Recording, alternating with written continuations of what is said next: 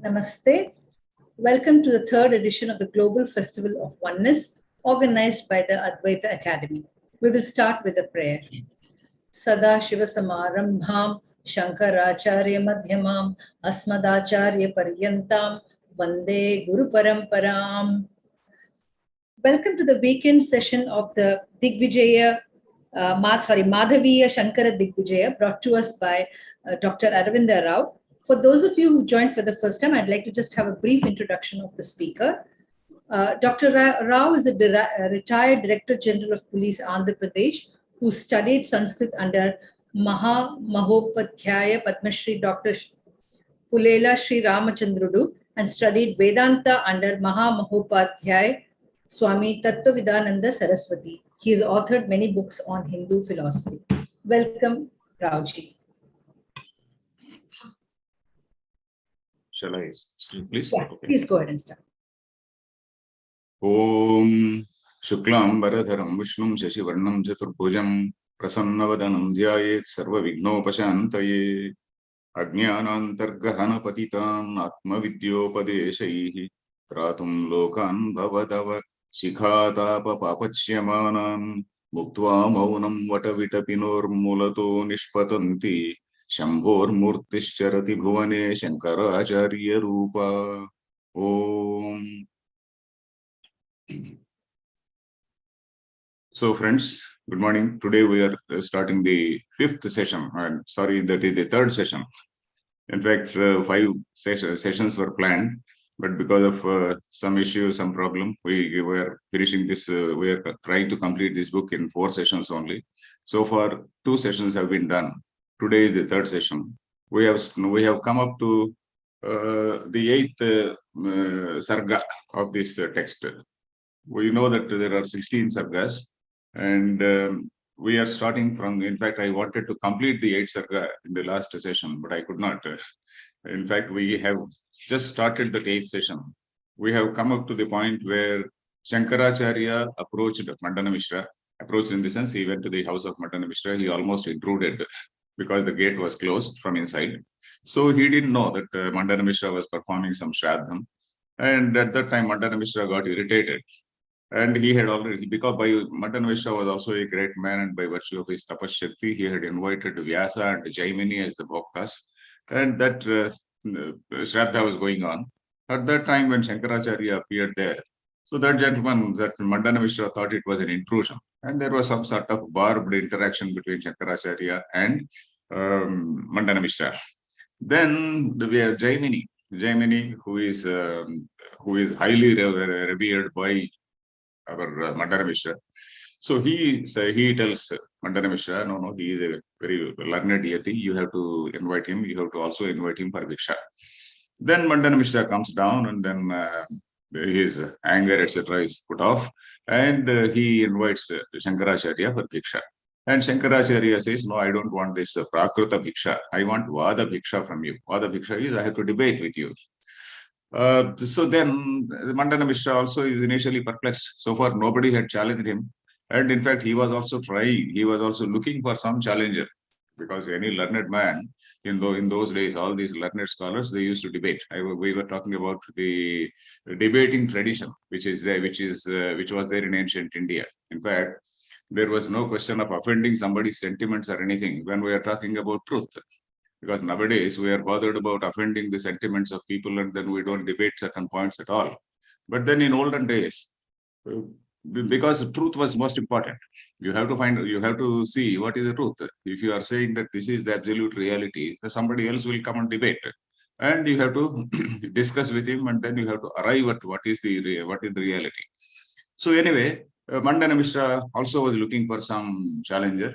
So they both agreed. And Ubhaya Bharati, the wife of Mandana Mishra, and the text says also that Ubhaya Bharati is the avatar of Goddess Saraswati. Mandana Mishra himself is the avatar of Brahma, the creator Brahma. So we have seen all that. So Ubhaya Bharati, she also agrees to be the mediator, not mediator, she is supposed to be the supervisor between these two people, not opponents, the people who are debating, opponents we can say. That is Adhyaksha, something like Adhyaksha, she was there.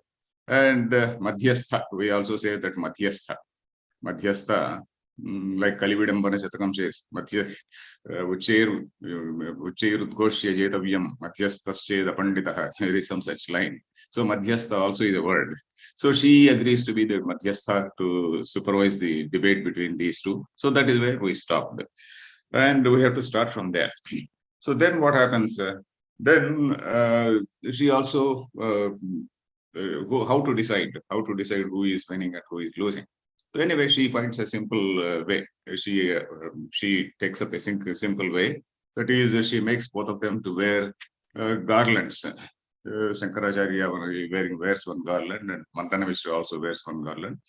And during their arguments, whoever gets excited, suppose somebody gets excited or angry or something like that, then naturally that will reflect on the garland also. The garland will slowly fade because of the bodily changes. So whoever that garland fades quickly, so he is the person who is defeated. So something like that she says, and then she also has to supervise work in the kitchen. So she makes that arrangement. Now, when they start off, they have to make one pratignya vakyam. Pratignya vakyam is, this is my doctrinal position. And Shankaracharya also makes a doctrinal statement. So what is the statement? Brahman alone is true. There is nothing else. Brahman alone is there. Brahman alone is appearing or manifesting as the whole universe. So that is the point. Brahmaikam paramartha satchidamalam Vishwa prapanchatmana shukti rupya paratmaneva Bahula Jnanavrutam Bhasate, Bahula Jnanavrutam Bhasate, Brahmaiva Ajnanavrutam Bhasate. That is Brahma. He is appearing at the whole universe because of our Ajnana. So tad Jnana Nikhila Prapancha Nilaya. So once you know the reality of that Brahma, Nikhila Prapancha Nilaya, the whole world, the whole universe, it disappears. It appears as Brahman. So that is, the reality is that Jiva is Brahma. Then he says, Nirvanam Janimuktam Abhyupagatam Manam Shruter Mastakam. Shruter Mastakam is the head of the Shrutis, the head of the Vedas, that is Upanishads. Upanishads are the Pramanam. And Upanishads say that Nirvanam is getting away from the cycle of birth. Jani Muktam Abhyupagatam. That is going beyond the cycle of birth and death. That is said to be the Mukti. And Jiva is nothing but Brahman only. So that is the Pratignya Vakyam of Shankaracharya. And he says, okay, if I lose, then okay, I will discard the saffron robe and I will wear white clothes like you and also become a Grahastha. Then that Mandana Mishra also makes a doctrinal statement.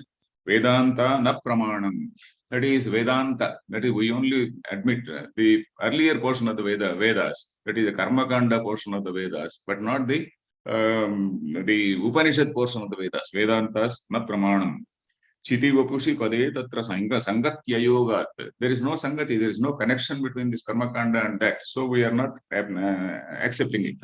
Purvo bhaga pramanam. The Purva bhaga, that is Karmakanda, is the pramanam. Then what else he says? Karma bhyo muktirishta tadihat anubhrutam ayushasyat samaptehe. That is karma bhyo muktihi ishta. That is, by karma only we attain mukti. So their contention is karma alone is enough. If you see the broad points between Mimamsakas and the Vedantins, Mimamsa is something which is, in fact, Vedanta accepts Karmakanda. It is not as though Vedanta totally refutes or rejects Karmakanda. Vedanta takes it, accepts it to the extent that Karmakanda, when it is done in the mode of Nishkama, then it leads to Chitta Shuddhi. If it is a Kamya Karma, okay, a person keeps on doing Yajna, Yaga and whatnot, and then he gets Punyam, and then he is still rotating in the cycle of birth and death. But when it is done, when karma is done in the Nishkama karma mode or karma yoga mode, then that leads to Chitta Shuddhi. And Chitta Shuddhi alone does not give him mukti. Chitta Shuddhi leads him to a higher class. That is, he will go and sit in that Jnana class. He will go and sit there, do Shravana, Manana, Nididhyasana, and then along with that, he also has to acquire Vairagya, Shama, Dama, Titiksha, and all those things he has to practice. And then he realizes that yes, Brahman is not different from the self. So that is the point of Vedanta. But Mimamsakas, they say, and Mimamsakas, they also talk about the plurality of the jivas. The jiva, Vedanta says there is only one Shuddha Chaitanya, which is reflecting in all the Antahkaranas. But in the case of Mimamsakas and Nayayikas and these people, there is a plurality of jivas, including Sankhyas also. And then karma alone can give result. Karma, whatever result is given by the karma. Suppose you perform some yajna and then you achieve some particular loka by that. And that itself is mukti. And in fact, Ishvara, the role of Ishvara is absolutely minimal according to the Mimamsakas. Ishvara may be there. They don't totally reject. Some people, they also say Ishvara is irrelevant. Ishvara means the creator. Whoever is the creator, that is irrelevant. But then karma itself is, it gives fruit. And by doing some good karmas, by avoiding bad karmas, you automatically get the past sins, etc. They are neutralized, and you automatically attain moksha. So that is their argument. And Ishvara, Vedanta says Ishvara is the karma phaladata. Ishvara is the person who gives the karma phala. And heaven is only a sort of intermediate stage. Heaven is not the final thing. Because any religion, it says heaven is the final thing. Particularly if you see Abrahamic religions, then heaven is the ultimate. There is no discussion about what is the highest reality. There is no discussion about debate, leave alone debate. There is no discussion about what is that reality. So, but here, there is a thorough discussion. There is a thorough discussion, and after a lot of debate, they say, yes, this is the nature of Brahman.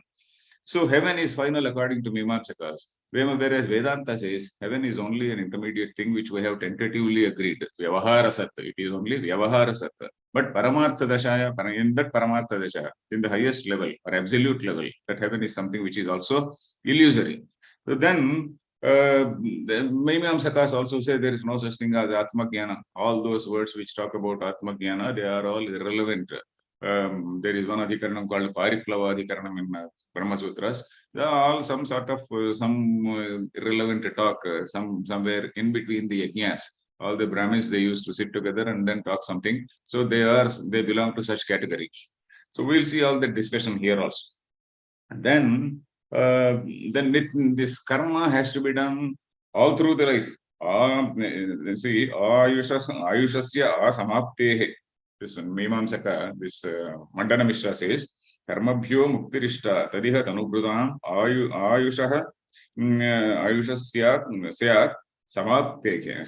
Ayushasyat samapteke. That is asamapte. That is right till the time of death. You have to continue doing these karmas. So that is what is his contention. Whereas karmas, they cease when a person attains Atma Jnana. He may do karma. We may do karma, may not do karma. For example, Atma Jnani, it doesn't mean that all Atma Jnanis, they sit idle like lazy people. Atma Jnani is doing karma for Loka Sangraha. That is what Krishna repeatedly says, Sakka Karmanya Vidvamso Yatha Kurvanti Bharata. Like that, there are several lines. So like that, he does karma for the Loka Sangraha. So that is the difference between Mimamsaka and the Vedanti. So now we see what exactly is the debate between these two people. And Vedanta also says that you are not discovering, you are not finding something new. Vedanta says Atmajnanam doesn't mean that you are finding something new. You are only discovering what was forgotten. What was forgotten due to various reasons. Main reason being avidya or ajnanam. You are only discovering, once that ajnanam goes away, you are only discovering that what you are already having it. Praptasya praptihi, they say. It is not something apraptasya praptihi, but it is something, heaven is something like apraptasya prapti. You are doing a karma and getting heaven. But here you are not doing any karma. You are only thinking, you are contemplating, you are trying to change yourself. You are undergoing some inner transformation. And by that, you are becoming that Brahman. So that is what Vedanta says. So Upanishads, They reveal our real nature, and Upanishads are the Pramanam. So that is what is the doctrinal statement of Mandana Mishra. And the Mandana Mishra also says, yes, if I get defeated, okay, I'll remove my these robes, and then I'll wear your saffron robes. So it goes like that. And the debate lasted for quite a long time. And this lady, the Ubhaya Bharati, she put garlands on around their necks, and then she went inside. Utva gruham gatavati gruha karma sakta bhikshashane pi charitum gruhi maskaribhyam.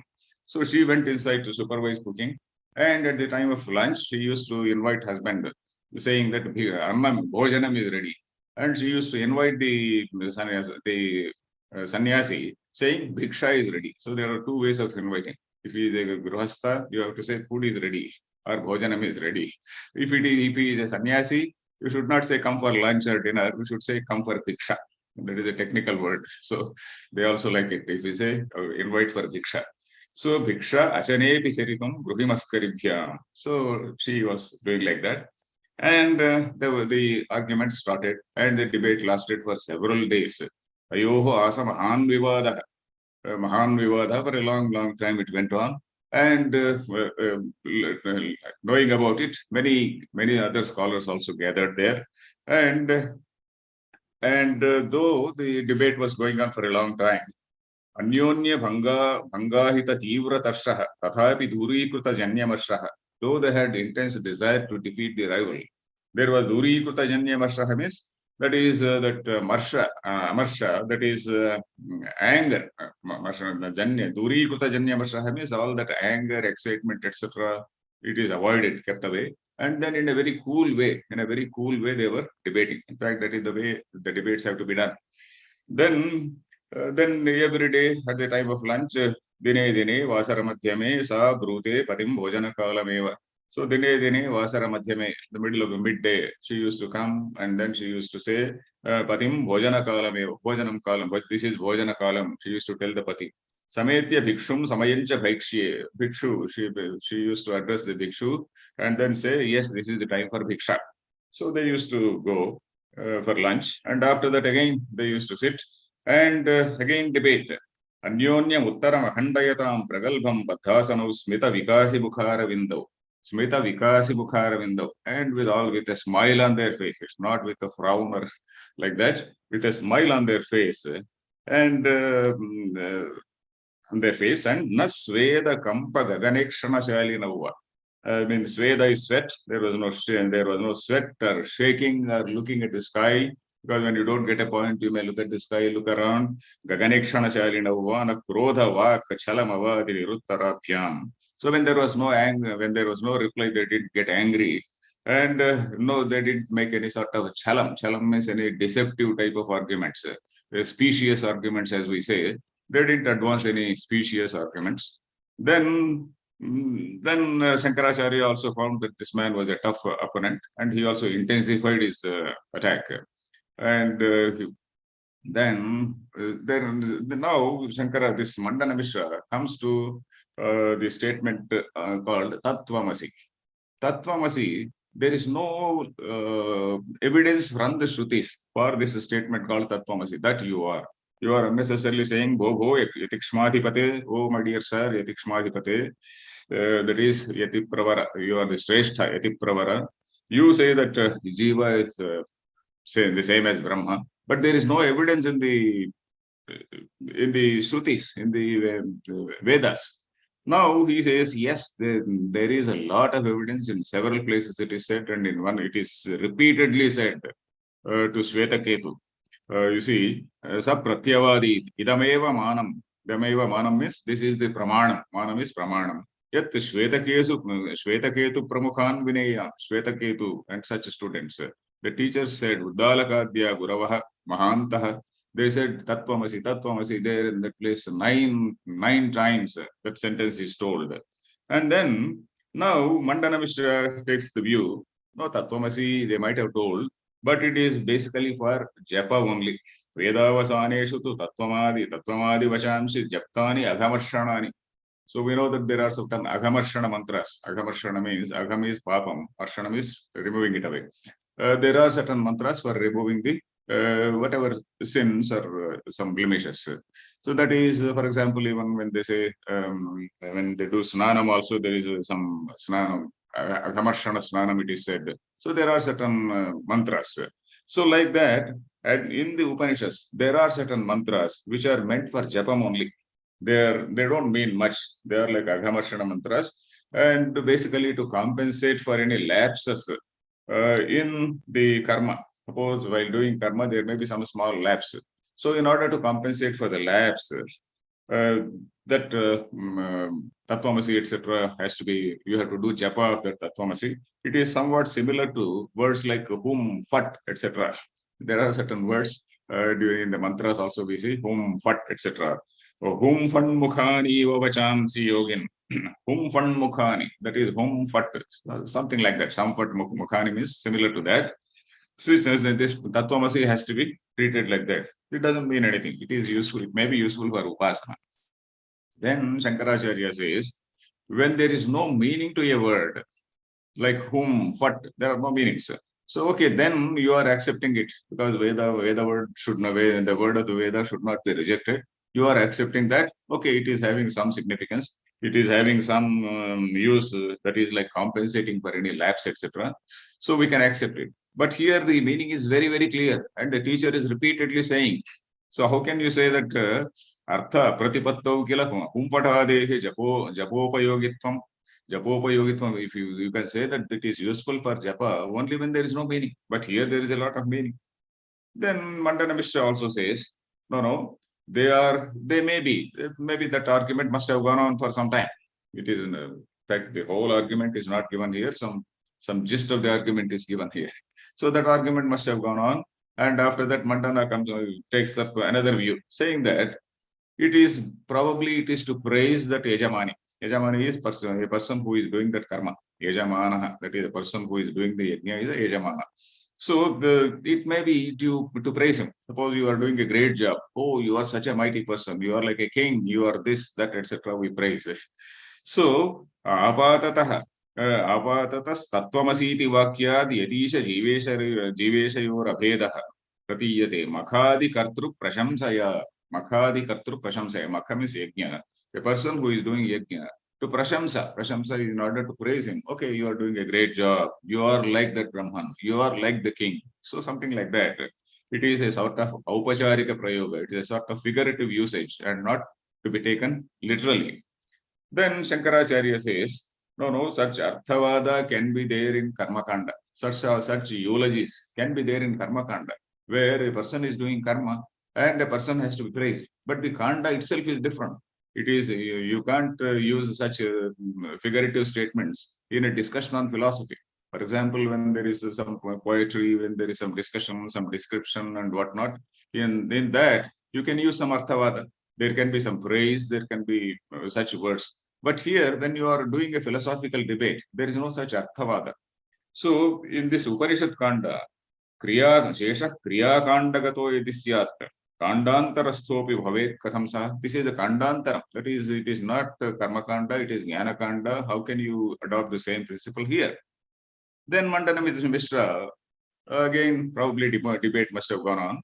Then Mandana Mishra advances a view that, okay, it may be for Upasana.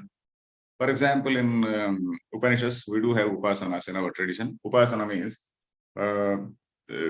focusing our attention totally on a particular issue. That is Upasanam Nama Tulya Pratyaya Santatihi Asankirnasha Atat Pratyayaihi. Shankaracharya gives a commentary somewhere. That is Tailadharavat Tulya Pratyaya Santatihi. Suppose you take some oil which is viscous and then you from a beak you pour it. It is like a thread. It doesn't fall like water drops or globules. It falls like it goes down like a thread, long continuous thread. So Upasana is a continuous thread of thoughts on a particular thing. And again, you are attributing some value in something which is not there. For example, you take a small thing and then you take a salagrama And in that, you are meditating as Vishnu. Salagrame Vishnu Buddhihi is one simple example given. Or Mano Brahmetyupasita. You take your mind and then look at the mind, and Mano Brahmetyupasita. Mind is Brahman. You do Upasana. Upasana is Nikrushte Utkrushta Buddhihi. Upasana. Nikrushta is something low. Utkrushta is something high. Nikrushte Utkrushta Buddhihi. You are attributing some highness in a small thing. And then you are doing Upasana. So this Tattvamasi is somewhat like that. It doesn't mean that Jiva is equal to Brahma. It is basically meant for Upasana. Arhyastu Jive Paramatma Drushti. So he says, Jin Jiva, you are putting that Paramatma Drushti. Then Shankaracharya, again there is a debate about how can you say that it is Upasana. Because if it is meant as Upasana, there has to be some sentence saying that you do upasva. Some such a sentence must have been there. Some vidhivakyam, it is said. Then some sort of vidhivakyam saying that, yes, mano brahmetyupasita, upasita, that is vidhiling. And you do that some kuryat, some other vidhiling. So like that, there should be some vidhivakya. But here there is no such vidhivakya. It very clearly says tattvamasi, tattvamasi.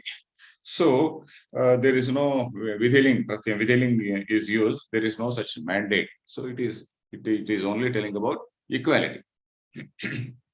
Then again, Mandana Mishra says, okay, there are such sentences in Upasana Kanda where there is no vidhiling. You can find such sentences in the Upasana Kanda where there is no vidhiling.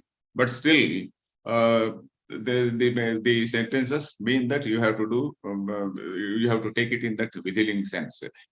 So this same is here also. And mukti is the phalashruti. He says, Tadvad ihati mukti phalashruti kalpayitum sayuktaha. Mukti is the phalashruti. And he is also saying, if you do this upasana, tattvamasi, tattvamasi, tattvamasi, you will get mukti. That is the phalashruti.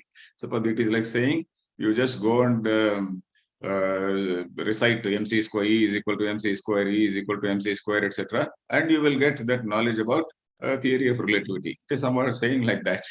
So he says mukti by this upasana. Then again Shankaracharya debates. Upasana, after all, it is a karma. All things like karma yoga is a karma. Upasana is a karma. Bhakti is a karma. Atma Sanyama Yoga also is a karma. That is Atma Sanyama, where you are trying to restrain your senses. Dhyana Yoga, meditation, etc. That is also a karma. All these are karma only. And whatever is achieved by karma has its limitations. Karma, it is only, the result is only in proportion to the karma which we have done. So whatever is achieved by karma, it is limited by time. So Tarhi kriyajanyataya vimuktihi swargadivat hanta vinashvara syat. Like Swarga also is only for a specific period. A person does some punyam and then goes there, and then according to the quantum of punyam, his tenure will be there. It is somewhat like a credit card, a debit card, people say. And we know several stories in our Puranas and also Mahabharata, where people at the end of the tenure, the people are gently asked to go down, and then very politely they do come down to earth. And some people debate also. Some such story also we find. So kriyajanyataya, if mukti were to be the result of karma, then after all, that will also be impermanent. Mukti will be impermanent. But mukti cannot be impermanent. Mukti is liberation. Liberation cannot be impermanent. So that is Shankaracharya's argument. Then again, Mandana Mishra, probably some debate must have gone on that. And Mandana Mishra again comes to the saying that Tattvamasi iti Vakyam, okay, if you say that, okay, I am not able to say that it is Upasana Kanda, but Kintu Asya Jivasya Parena Samya Pratyayakam Sattama Bobhavitu. So he says, oh my dear gentlemen, Sattama, oh my dear sir, Jivasya Parena Samya Pratyayakam. It tells about the similarity between the Jiva and Brahma. It is coming slightly closer to the Advaita point of view. It is some saying that, yes, there is some sort of similarity. It is Samya Pratyayakam, that is Sadrishya Pratyayakam. It is something similar. There is some similarity between Jiva and Brahma. Then again, Shankaracharya gets him. Now, if you say that there is some similarity, there should be some common gunas. What are the gunas? What are the common gunas there? You see, Kim Chetanatvena Vivakti Samyam. Oh, my dear sir, Similarity in what aspects? What are the aspects in which you are saying similarity?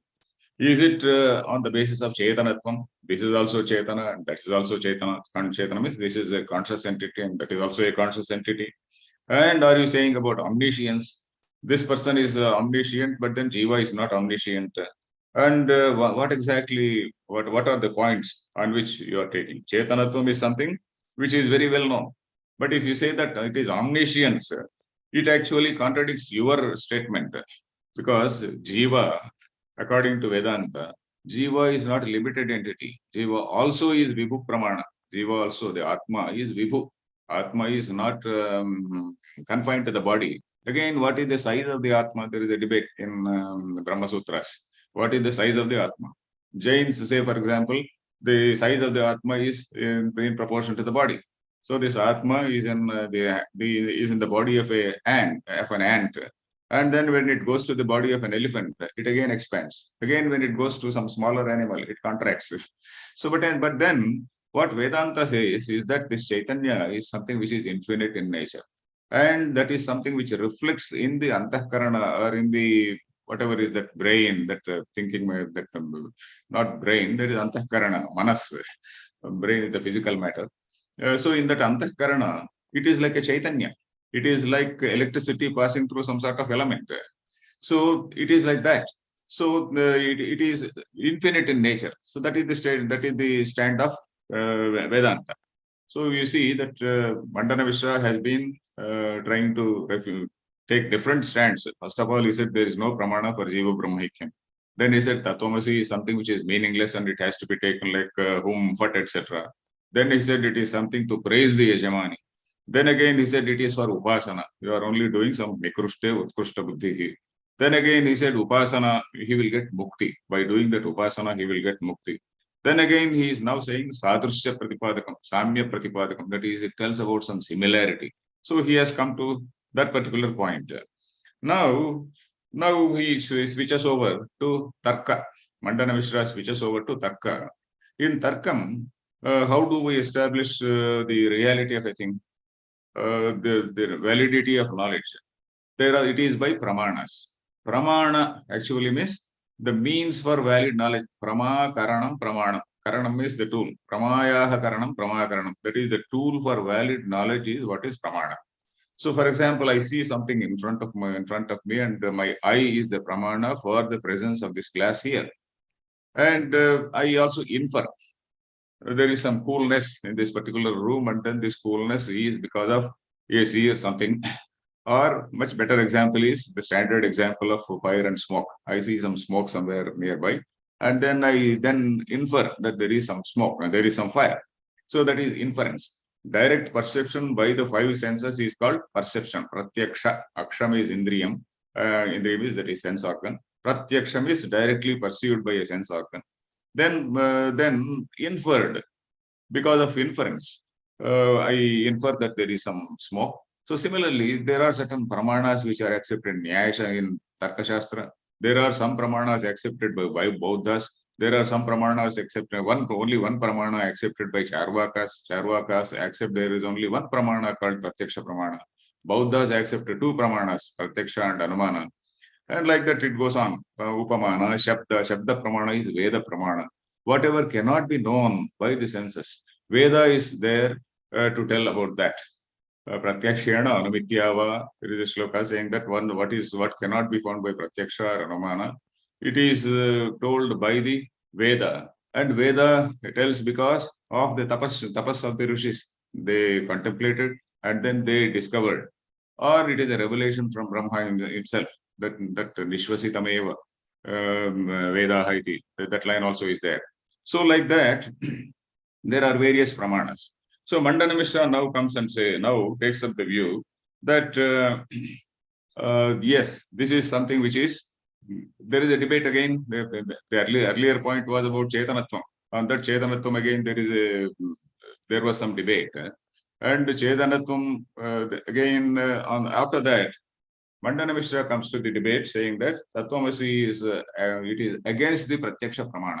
Suppose you say that you say some in philosophy. Suppose you advance one argument But that should be in accordance with what you see physically also. Something which is totally contradicting our pratyaksha, totally contradicting our perception. It cannot be accepted. So he says, Nanu evamapi aikyaparatvamasya pratyaksha purva pramiti prakopat. So Tattvamasi may be saying some non-difference, but then it is against pratyaksha. So pratyaksha or perception is what is negating your point of view. So that is what he says. Tattvamasi is only for japa, and it cannot be a realist. It cannot be a real statement. Then again, there is a debate, there is a discussion, long discussion about how that pratyaksha pramana is, it is not applicable, because pratyaksha pramana, when can we say? When you are saying A is equal to B, or A is similar to B, or A is same as B, you should be able to know both A and B. Once you know the characteristics of A and also the characteristics of B, then you are able to say that yes, A is B, or A is equal to B, or similar to B. But then we do not know what is that Atma. You are only aware about the Jiva. You are only aware about the Jiva. You are not aware of that Brahman or the other Atma. So that is what Shankaracharya says. Akshena chet bheda mitihi. Aksham is Indriyam. If you are able to bheda miti, that is, if you are able to detect that difference by perception, then we can say that it is your vadam or your argument can be accepted. But you are not able to see that Brahman with your eye. You are only able to see this Jiva with your eye. Tadasyad abhedavada shruti vakya badha. Tattvamasi would get negated if you are able to see both Jiva and Brahma, and if you are able to compare them, and if you are able to say that Jiva is not Brahma. But you do not know what is Brahman. So our this Brahman is something which is not known. Then how can you say that it is not that? So that is how the argument goes on. If Bhedam were to be known by Pratyaksha, then Tattvamasi would be negated. But then Bhedam is not known by Pratyaksha. And because of our latent samskaras, because of our latent samskaras right from the beginning, right from childhood, we tend to believe, or rather, all these samskaras, they are misguiding us, saying that that you are very, very petty, and Brahman is something which is great, Brahman is something which is supreme, and Jiva is somebody who is very petty. So this sort of thinking is only due to our samskaras. Then Mandana again, he advances some argument. It goes on like this, because this particular sarga is slightly tough sarga, which is debating in this line. So again, Mandana Mishra advances one argument, saying that you can also say, even if you do not see an object directly, even then you can say that you can say a statement. For example, a statement like a table without a glass on it. Ghata bhavavat bhutalam, let us say. There is, in Sanskrit, the standard line is Ghata bhavavat bhutalam. So on this surface, there is no pot. You have not seen pot, but at the same time, you are saying that there is no, this bhutalam is Ghata bhavavat. So that Ghata bhavavat becomes the Visheshanam for that expression, for that word bhutalam. So similarly, you can also say, though even if you have not seen Brahman, you can also take it. But then Shankaracharya says, no, there is a earlier Sannikarsha. There is some Atmendriya Sannikarsha earlier in Ghata Bhava. But here, for not Atmendriya Sannikarsha, that Ghata Sannikarsha means contact. So in Tarka Shastra, they again talk about various types of Sannikarsha, Sanyoga, Sanyukta, Samavaya, etc., etc. In fact, I am not an expert in that. So, but then the meaning is, if you are talking about the equality or similarity between Ghatam and another Ghatam, you have seen the earlier one. So both are physical objects. You have seen it earlier. But here, there is no Atma Indriya Sannikarsha. Atma has never been seen by the Indriya. So that is what he says. भेदाश्रये इंद्रिय सन्निकृष्टे न सन्निकृष्टत्वमिह आत्मनोस्ति सन्निकृष्टत्वम आत्मनः नास्ति. That is, Atma Indriya Sannikarsa is not there. And in your example about Ghatam is something which is already known. And because you have already known the Ghatam's absence also is known. Ghata bhavavat. So here Atma is something which is never seen by the Indriyas. So something like that, it goes on and on. Some more discussion about Atma is a Dravyam. Chit, this Chittam also is not Chittam, Chit, but Chittam. Chittam is also Dravyam. So they do have a relationship. So then again, Shankaracharya says, if you say that there is some sambandha between these two, what type of sambandha is it? So Mandana Mishra comes to the point, yes, there is some sort of sambandha between Jiva and Brahma. So what type of sambandha is it? Sambandha means contact. So if something has to have a sambandha, it has to be limited entity. That is avayavi. Technically, they call it avayavi. Avayavi is something which is having some bodily parts. If you are having some bodily parts, then you are able to walk, you are able to shake hands with somebody, you are able to say go somewhere. So all these things happen. But in something which in Atma, which is infinite in nature, where is the sangha? Where is the question of association with another object? If there are two limited objects, there can be sangha, there can be attachment. If there are no two limited objects, the one is apparently limited, but the other, this Atma is something which is infinite in nature. So where is what type of sandikasha or what type of contact or what type of sanyoga you are talking about it? Drushtahi sa savayavasya loke. Savayavasya vastuna. If it is a savayavam vastu, that is a vastu which is having avayavas, then sanyogita drushta. Sanyogita, some sort of sanyoga is drushta. Savayave and loke sanyogita savayavena yogin. Only when it is a savayavi, then that is possible. When it is niravayavi, Atma is niravayavi, how can there be some sort of contact? So the arguments goes on like that. Then again, there is an argument about whether mind is an indriya or not. Mind is an indriya, say the Tarkikas, that is the logicians. Whereas Vedanta says, mind is not an indriya. Mind is not an indriya.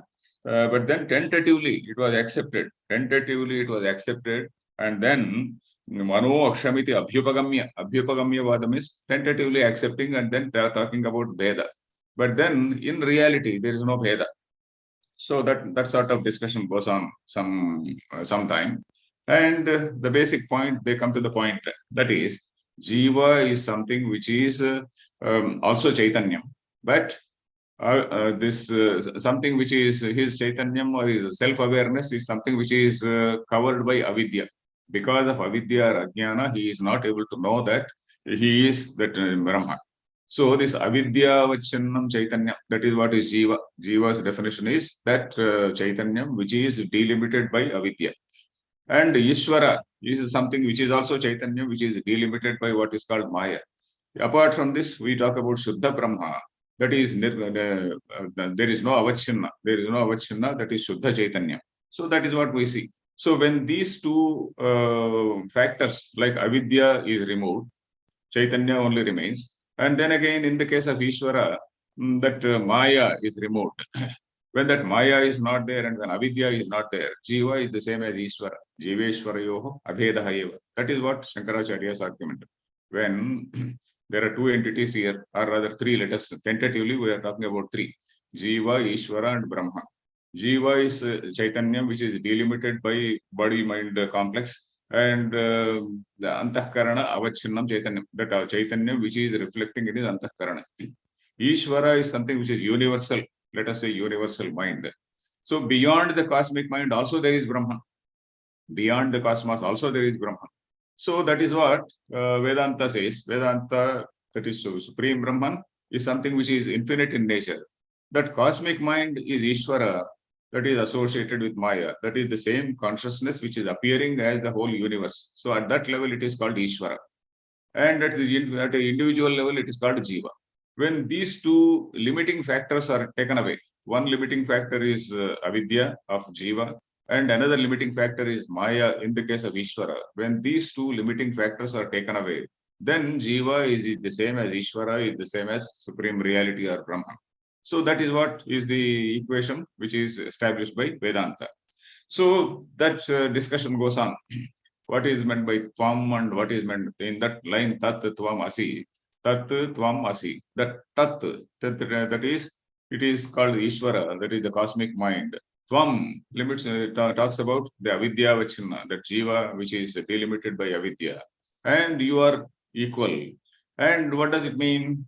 That when these two limiting factors are taken away, then the Chaitanya which is there in the Jiva, the Chaitanya which is Jiva means starting from a mosquito, the same Chaitanya is there in the Ishvara, and the same Chaitanya, Shuddha Chaitanya, that infinite Chaitanya is Brahma.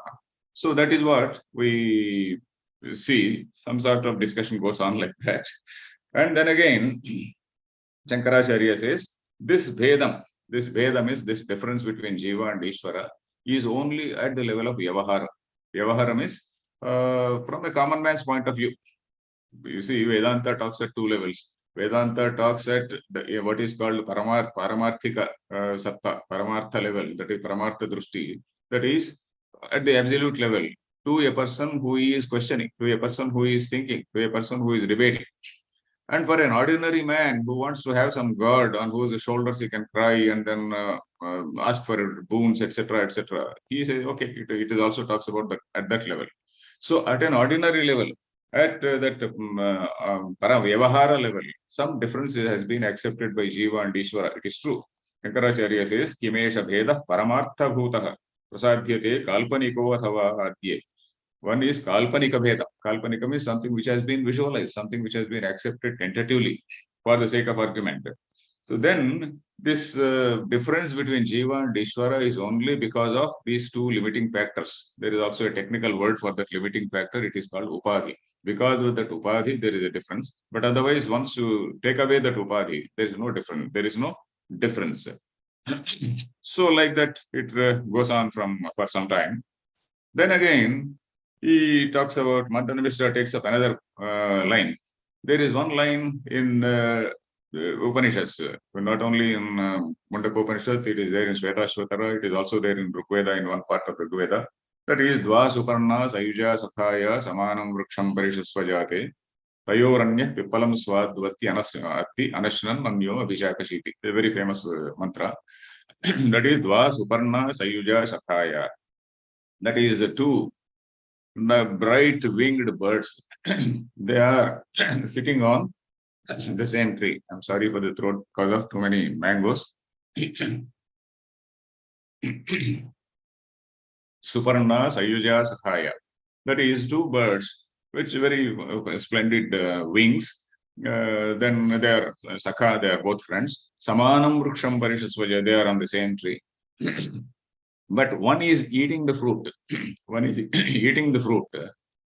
And the other is not eating the fruit, but it is looking very, very bright. It is looking very bright, not eating the fruit. While one thing is, the one which is eating the fruit, it is sometimes happy, sometimes unhappy. It is like that. So what this story, this again is a very wonderful image. In fact, how it is very close to this Adam and Eve also. In fact, long ago I read in Sambhashana Sandesha, one article where which was attributed to that Kanchi Paramacharya, saying that Eve, Jiva is closer to Eve, who eats that fruit of knowledge. Then again, Atma or Adam is the one who does not eat. So Jiva and Atma. So that is how he had related. And it looks almost similar, because there again, you are eating the fruit. Fruit means here in Vedanta, it is the karma phala. Karma phala means the fruit of that karma you are eating here. There, that is the fruit of knowledge. So before they ate the fruit of knowledge, they were both there in paradise, and then there was no death, etc. But immediately after eating the fruit, so on persuasion of Eve, that gentleman Adam also ate, and then after that, they faced death. So till that time, death was not there. So here also, karma phala bhokta gets caught in this Janana Marana Chakra. Karma phala bhokta, that is a person who is having that karma phala, eating that karma phala. So he gets into that cycle of Janana Marana Chakra. Whereas if you stop eating that karma phalam, and if you are doing Nishkama Karma, not only Nishkama Karma, you are also entering that Jnana class and then doing Shravana Manana Nididhyasana. You go beyond this cycle of birth and death. So that is what is that fruit of knowledge, the tree of knowledge. So that is something, there is such a striking similarity between this Upanishad mantra and also what we find in the Christian theology. So we don't know how exactly that similarity has to be explained. So anyway, but here the discussion is Bhog Dva Suvarna Sayuja Sakhaya Ityadya Shruti Bheda Mudirayanti. This particular Shruti which talks about Dva Suvarna Sayuja Sakhaya Jiveshayoho Pipala Bhoktra Bhoktroho. One is eating that pipalam. Pipalam is that fruit of karma. One is bhokta and one is abhokta. And Shruti is very, very clearly saying about the difference between Jiva and Ishvara, Jiva and Atma. Then Shankaracharya says, Shankaracharya says, this Dvasuparna Sayuja Sakhaya is again at a very tentative stage. That is, there are certain Shrutis. You see, in the Vedas, there are certain lines which tell about Vedam. Vedam means a difference. There are certain lines which tell about Abheda. So, for telling Vedam, Shruti need not come. For example, in order to tell what is known to everyone, suppose yes, Jiva is there, Brahma is there, Jiva is sitting down on earth, and Brahma is somebody who is sitting in heaven, etc., etc. Shruti need not be there. In fact, that is something which everybody thinks and everybody accepts it. And Shruti has to tell something which is not known to us. And anadhigata abadhita vishayatvam, that is what there is a technical sentence. Anadhigata, something which is not known. Abadhita, something which is not negated by any other argument. So Shruti has to tell that. So now Shruti is saying Tattvamasi. That is something which is anadhigata, which is not known to us. Because of ignorance, we do not know. So Shankaracharya takes that argument at that stand, saying that Dva Suparna Sayuja Sakhaya is at that level. There are Abheda Shruti. That is, there are Shrutis which talk about oneness, Abheda. Abheda is non-difference. And there are Bheda Shrutis, dualist lines, let us say. There are non-dualist lines and dualist lines. So these non-dualist lines, they are at the higher level. Dualist lines, they are known to everybody. Veda need not come to tell us that you are there a small person and Ishvara is there a big person. Veda, there is no need for Veda. So that Veda Shruti is only at a Vyavaharika level. So that sort of argument Shankaracharya takes. Jiveshwarausa vadati tyupetya. Oh yeah, he says that is at the that difference is not there at the Paramartha level. Difference is only at Vyavahara level, and it is only Arthavada.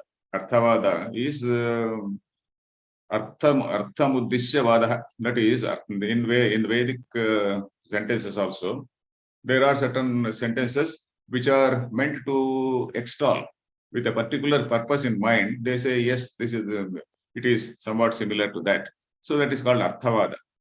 So that Arthavada is only the Veda Shruti, or the Shruti which tells about the difference between Jiva and Brahma, are only tentative in nature. So that is what we see here. So that sort of argument goes on for some time. And then finally Shankaracharya establishes that this Dva Suparna Sayuja Sakhaya, in that it is not the difference between Jiva and Ishvara. It is the difference between Buddhi or Linga Sharira and Ishvara. So that is what he says. So that line, that shloka is 120. Tadeta dityadi girahi chitte pradarshita sattvapadasya vrittihi kshetrajna shabdasya cha vritti rukta. Yeah, he says Dva Suparna is talking about this Buddhi and Jiva. Buddhi and Jiva. That is, Buddhi is something which is Antahkarana. Antahkarana is said to be Jada. And that sentence that does not talk about the difference between Jiva and Ishvara. So then Mandana Mishra gets one more argument. That is, you say that it is talking about Buddhi and Jiva, not Jiva and Ishvara. When you say that Buddhi is something which is Jada. Of course, maybe Mimamsaka also accept that Buddhi is something which is Jada. How can a Jada Padartha be the experiencer? Jada Padartha means insentient. If you want to experience something, you have to be a sentient being. But Buddhi is something which is insentient. How can it experience? How can it be an experiencer? Then Shankaracharya says again, 126, Adaha kasyapi ayasaha purushanoho ashleshanat dahakata yathaste. Adaha kasyapi ayasaha. You take an iron ball. That is adahakam. It doesn't burn on its own. But then, in association with fire, the iron ball also burns. Ayodahati, we say. We say, oh, this iron, it burns. Iron by itself doesn't burn, but in association with Agni, it burns. So similarly, this buddhi by itself, it is not, it doesn't know. But when associated with Chaitanya, Antahkarana Avachinnam Chaitanyam, when associated with Chaitanya, it is able to cognize things, it is able to know things, and it is able to experience sukha, dukkha, etc. So that is what is told there, and not the jiva, etc. Jiva himself. So that is the argument of Shankaracharya. So associated with Chaitanyam, it becomes bhokta. So he says, Tadaiva bhoktritvam achetanayaha buddherapi syat chid anupraveshat. Because of the anupravesha, because of the association with the chit, that jada padartha, the buddhi, is also able to know, is also able to feel sukha, dukkha, etc. So this goes on like this, and it can go on like this. But then now the Shankara, after a long many days, probably itam yatik shitipate anumodya yuktim malancha mandanagale malinam avekshya. So after some time, this Mandanacharya, on his around his neck, this whatever that garland which was there, malinam avekshya. Probably it was filled with sweat, and then it was faded, got faded. Now, you see the delicate way in which that lady invites them for food. Bhikshartham uchalatam adya yuvam iti ima vachasta tam punaruvacha yatindramam. So she asked both of them. She asked both of them, you get up for bhiksha. What does it mean? Till now she was asking her husband to come for bhojanam, and she was asking this Shankaracharya to come for bhiksha. Now she asked both of them to come for bhiksha. That means she has realized that Mandana Mishra has lost, and then he has to take up sannyasa. Bhikshartham uchalata. You can please get up for bhiksha. Then okay. Now she says, yes, I have. Now she says that I have come to this earth by the shapam of Durvasa, and now I have to get back. Now Shankaracharya requests her, no, mother, do not go. Babanda nishankam aranya durga mantrena tam jetumana munindra. Now there is one line which Vidyaranya says that Shankaracharya restrained her by using this aranya durga mantrena. That is Vanadurga mantra. There is one Vanadurga tradition also. But with that Vanadurga tradition, she said, no, don't go. You please be here. Till I request you to go, till I permit you to go, please do not go. So he requested her, Janami Devim Bhavatim Vidhatu Devasya Bharyam Puravit Sagarbhyam. I know that you are that Saraswati, and you are the sister of Puravit Sagarbhya. Puravit is Tripura Nashaka, that is Shiva. Puravit Sagarbhya, that is Shiva Sahodari. She is said to be Shiva Sahodari. I know you, but kindly remain for some more time. So this is how this 8th sarga has come to an end, and we have taken roughly 1 hour. So this and that too, very I have skipped very many shlokas. I tried to give only some gist of the arguments.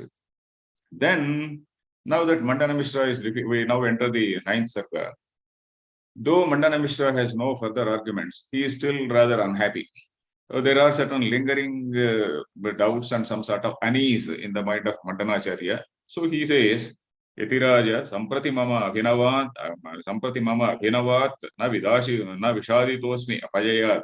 Abhinavat apajayat na vishaditosmi. That is, this is the first time I got defeated. And api jaiminiya vasananyaho unmatitani. I am not bothered about my defeat, but I am thinking about Jaimini, the great person, whose sentences have been rejected by you. So I am unhappy that even the words of Jaimini are refuted. And Jaimini was such a giant of a person, giant of a philosopher. How can he be wrong? Then Shankaracharya says, no, Jaimini's words are not wrong. We have not understood Jaimini properly, he says. You see, Pramimimahe na vayameva munehe hrudayam yathavad anabhignataya. Because of our ignorance, we are not able to, na pramimimahe, we are not able to know the mind of Jaimini because of our own ignorance. But Jaimini was not only for karma. It is not as though Jaimini was, he stood only for karma. And Jaimini's sutras are misunderstood by people. He did not say Karma Kanda alone is there. Karma Kanda, he advocated, there's no problem, no doubt. Karma Kanda, he advocated only to keep the human beings in a proper order, because management of human action is something which is primary in the minds of all spiritual leaders. Otherwise, human action is wavered, and then there are no rules. There are no rules about how a person has to behave. Then people will behave as they like. Somebody may get up at 6 a.m., somebody may get up at 10 a.m., and somebody may do something, some puja, somebody may not do anything at all. So they all said, okay, you get up prior to sunrise, and then you have to do Sandhya Vandana. So like that, from morning till night, and from childhood till death, there is a lifetime timetable given by our Dharma Shastras. Our Dharma Shastras, if we see, this is a timetable for the whole life. So that is how the human activity has been regulated by our Dharma Shastras. So this Jaimini's books we have misunderstood. We have given greater priority only to that, but we have not seen the heart of Jaimini. Then so that some sort of discussion is it goes on. And Karma Kanda is not denounced. It only its limitations are shown. And so that is what we see here, that how Shankaracharya is reconciling various schools, various streams of thought. That is reconciling karma with jnana. It is not jnana karma samuchaya. Jnana karma samuchaya is again a totally different subject. Jnana has its own place. And he also quotes like yajnena, danena, tapasana, shakena, yajna, danam, tapas, etc., etc. They are all for chitta shuddhi. Then Shankaracharya also says the sakshat sadhanam, that is a direct means of knowing Brahman, is jnanam only. And karma is the indirect means. Karma gives chitta shuddhi. Karma, or all actions, all human actions, they do give chitta shuddhi. Chitta shuddhi means that purity of mind. Suppose you are doing something in that karma yoga mode. In that karma yoga mode, that is aligning oneself with the cosmic mind, you are aligning all your actions with the scheme of that cosmic mind. Then we are doing good only to all the human beings. So that is how mind becomes pure, and all unnecessary actions, all unlawful actions, they automatically get avoided. Automatically they get deleted. So that is how Chitta Shuddhi takes place. And after Chitta Shuddhi, a person becomes qualified to enter that Jnana class. So that is what Shankaracharya says. Shrutirasihi advaya paropi paramparaya atmabodha palakarmanicha. So advaya paropi shruti rashihi, that whole mass, the whole corpus of Vedic literature, advaya param. But still, paramparaya atmabodha palakarmanicha. Paramparaya. Karma yoga is a paramparaya sadhana. It is paramparaya sadhana means karma yoga gives some benefit, and thereafter you come to the next level. But jnana yoga directly sakshat sadhana. So that goes on for some time. Then again, Advaita, we can see how Advaita has reconciled various groups, bringing about some sort of unity of doctrine. Then again, Mandana Mishra realizes that, Mandana Mishra also says, yes, Jaimini was wrongly blamed as an Irishwaravadi, but he is not an Irishwaravadi. Mandana Mishra is also agreeing with the Shankaracharya. And then there are a few shlokas in which Mandana Mishra also says the same thing. But still, Mandana Mishra meditates on Jaimini. He wants to know what is Jaimini's heart. Viditashayopi, parivarti manag, Vishaya is some sandeha, some small doubt. So Jaiminim avapa hruda. So he, in his mind, he contemplated on Jaimini, and Jaimini appeared in his mind, and he said, "Don't get confused. What this yati is saying, what this bhashyakurt avadacha srunu iti sa bhashyakruti prajahahi samshayamimam sumate, oh my dear Sumati, do not doubt this bhashyakrit. This bhashyakrit is really whatever is in my heart, he has revealed it. So do not have any doubt." So then Jaimini, he fell on the feet of Shankaracharya, and then he said, "Okay, now I have learned." And Jaimini also says, one more thing he says is, "I learned Brahmavidya from my guru Veda Vyasa." We know that Jaimini is the student of Veda Vyasa. How can I go against the teaching of my own guru? Veda Vyasa taught Vedanta.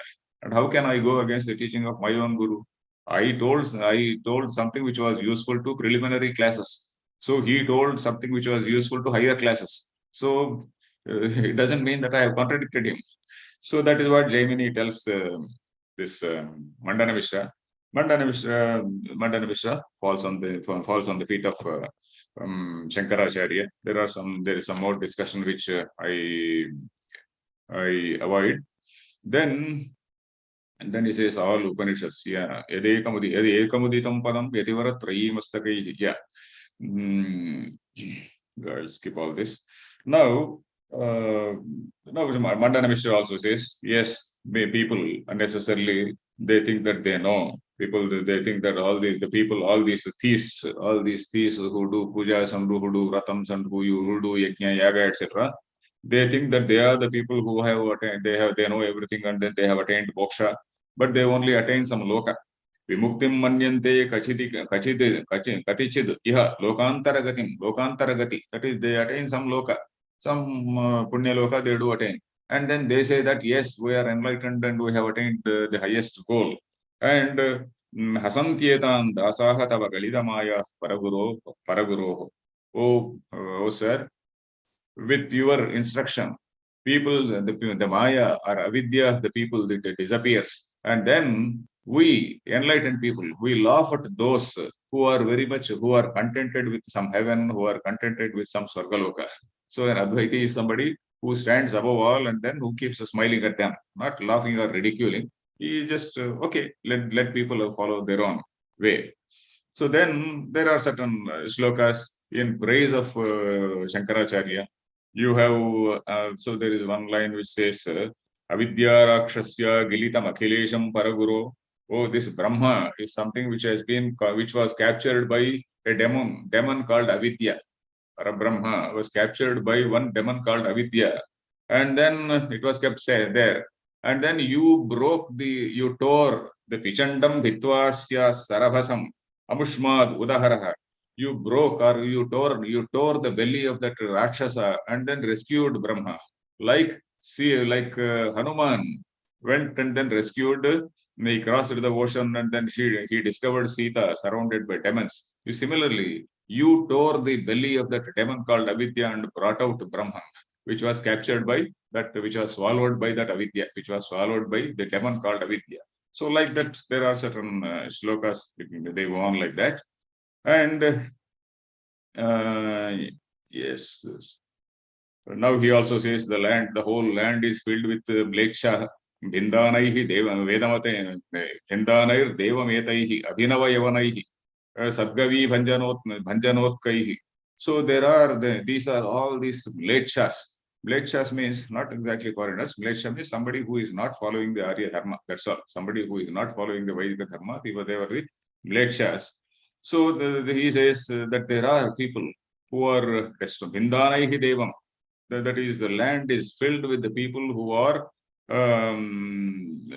who have a tendency to break the temples. Abhinava Yavanaihi, Sadgavi Bhanjanokaihi, the people who want to kill the cows also, destroy the temples and then kill cows. And now your disciples propagating theism all over the country. And now I have no worry. So that is what Mandana Mishra says. That is, it is said that the Nastikas broke the temples. We do not know the historicity of it, but it is said in this year, in this sloka number 32 of 9th Sarga. Bindanair Devam Etaihi Abhinavayavanai Satkavi Bhanjanotmokaihi Vyapta Sarveya Murvi. The whole world is filled with all these mlechas who are doing all these things. And now that with your inspiration, many students are now there to propagate theism. So that is what is the line. Then there are some 15-20 verses in praise of Brahma Vidya. Mandana Mishra is praising his Guru. Then I'll skip these shlokas up to 45 or so. Then Shankara, now he has to, now at the end, he says, now I am prepared to take sannyasa. I have now renounced everything. Now when he says, Shankaracharya looks at Ubhaya Bharati. Iti Sunrutoktibihi Udirna Gunaha Sudhiya Atmavan Anuji Gurukshubha Sau. So Shankara Bhagavadpada he looked at Ubhaya Bharati because wife's permission has to be taken before a person takes up sannyasa. The wife has to permit it. So wife should not be left high and dry. Some arrangement has to be made for her. So that is how Shankaracharya looked at that lady. Then Ubhaya Bharati says, "Oh sir, you have not defeated him yet. Apitu tvaya adya na samagrajitah pathidagranihi mama patihi." That is what she says. That is, "Oh sir, you have not defeated him yet because um, uh, she says, Vapuhu ardham asya anajita. I am his ardha vapu, that is ardhangi. Vapuhu ardham asya najita. Matiman apimam vijitya kurum shishyamimam. Kuru shishyamimam." So you make him a student only after defeating me. Then now he says, Shankaracharya says, how can I argue with a lady? Yadavadi vadakalahotsukatam pratipadyate. Oh, my dear lady, it is not proper for me to debate with a housewife. Then Goddess says, no, it's not improper. There have been several examples. And you see, Yajnavalkya debated with Brahmavadinis like Gargi and others. So Janaka also debated with another lady. Janakastatha Sulabhaya Apalaya. There is one lady, Janaka. King Janaka also seemed to have debated with one lady called Sulabha. I don't know where it is. But Yajnavalkya, Brahmavadini, we know in Brihadaranyaka Upanishad. So Brahmavadinis, in fact, in olden days, women, they studied Vedas. Women were also studying Vedas. They were all called Brahmavadinis. It is not as though all women learned from Vedas. Whoever was interested, like all people did not know Vedas. Only some people, whoever wanted, they became Veda Pandits. So similarly, women also learned Vedas. They were called, there was Upanayanam also for them. There was Upanayanam and Vedadhyanam, except Bhiksha. Because the brahmacharis, other brahmacharis, the boys, they used to go out for Bhiksha. Only the women, they were not going out for Bhiksha. But otherwise, Gurukula Vasam, everything was there for them also. So Shankara Bhagavadpada, he felt happy when Saraswati challenged him. And then again, the debate went on for a long time. You see, straight away, she is not asking questions about Kama Shastra. So she asked, there was a big debate in different Shastras. So that is what we see here. Atha Sharada Akrita Vak Pramukeshu Akhileshu Shastra Nichayeshu. Akhileshu Shastra Nichayeshu. That is probably, it was the method in olden days to test a person in all Shastras. Suppose a person, here he has gone for Vedanta debate. But then probably they were discussing various other Shastras also, not only Tarkani, not only the allied Shastras like Tarkani, Mimamsa, Vyakarana, but various other Shastras like Shilpa Shastra, Gandharva Shastra, all those Shastras. Because we see that if we see Western philosophy, we see statements like Aristotle, for example, he seems to have said, all human knowledge is in my province. Is my province. That is what Aristotle seems to have said. That is at that time when all the Shastras had not grown. So that is the reason why you take a book of biology, you find the name of Aristotle, you take a book, some other book, you find the name of Aristotle. So he is said to be the founder of all. He is said to have told something about all Shastras. So probably in those days, that was the picture, we do not know. There was a debate on all the Shastras.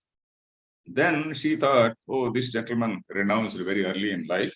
And he may be technically knowing the details of Kama Shastra, but he cannot say, look, let me ask a question. Probably she wanted to tease him or she wanted to find out in what manner he would give a reply to this. So he was a strict sannyasi. So I can ask him something about Kama Shastra. So that is what she thought. Then she asked a question. Kusumastra Shastra Hudayam Vidushi. Eminam Sadasyam Sadasyam Amum Apruchat. Sadasyam Amum Apruchat Kusumastra Shastra Vishayam Shastra Hudayam Vidushi. Kusumastra Shastra. Kusumastra is the person who has flowers as his weapons. That is Manmatha. Manmatha Shastram. That is Kama Shastram. So she asked, what is this question? Kalaha Kiyantyo Vada Pushpadhanvanaha. Kimatmikaha Hincha Padam Samashitaha. That is Kalaha Kiyantyo Vada. That is Kama Vikara. Kama Vikara means when a young man looks at a young woman, there is some excitement in both of them if they like each other. there is an excitement, and then there are certain bodily changes. The eyes behave in a particular way, the body behaves in a particular way. So what are these vikaras? What are the changes? Kama vikaras, what are these changes? Pushpadhanvanaha. Pushpadhanva is Manmatha. What are these changes and how many? And kimatmikaha, what is their nature? Sometimes you may sweat, somebody may sweat, and somebody immediately get excited and eyes they dilate. And kim chapadam samashrita, that is, where do they manifest? Which part of the body do they manifest? Urveja pakshe katham anyatha sthitihi. That is, how do they manifest in the bright fortnight and how do they manifest in dark fortnight? Katham yuvatyam kathameva purushe. And how do they manifest in women and how do they manifest in men? So this is something is a very tough essay question. That is, number one, what are all the kama vikaras? How do they manifest? And how do they and where do they manifest? And again, in bright fortnight, dark fortnight, in men and in women, etc.